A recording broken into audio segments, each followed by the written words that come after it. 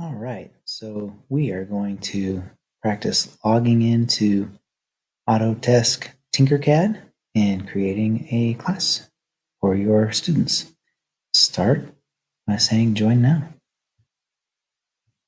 I am an educator, start here. Yep, I really am an educator. I have Google account, I will use that.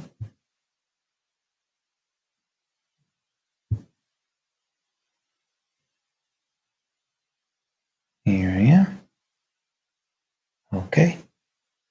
Now I will have to verify my account and my email, but I will do that later. In the meantime, I'm just going to go up to my profile and I'm going to confirm that I do have a teacher account. It should say teacher right here. How will you use Tinkercad? I'm a teacher. Make sure that's checked. Okay, save changes. Now I am going to my classes and I'm going to create a new class. First, I'm going to give my class a name. Let's call it Test 3. In my case, I'm going to say what age and grade level is my class.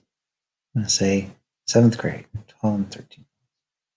Next, my subject matter is mathematics. Okay, create the class. All right.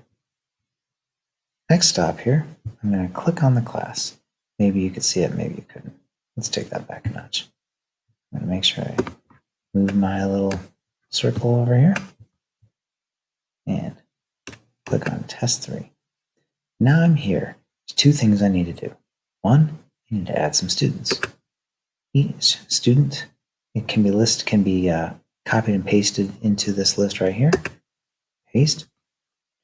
I'm going to list some students here.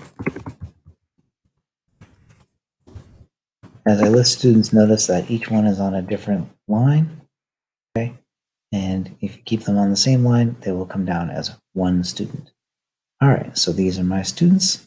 I'm going to go ahead and confirm this. Add my 3 students. Check.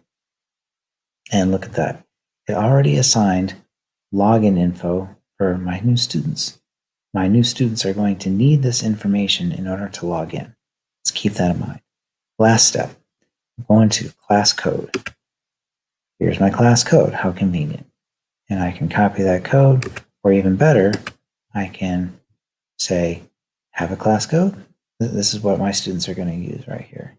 I can copy and paste these instructions and send it to my students. Now my students are going to need a nickname. What do they mean by a nickname? That is this part right here.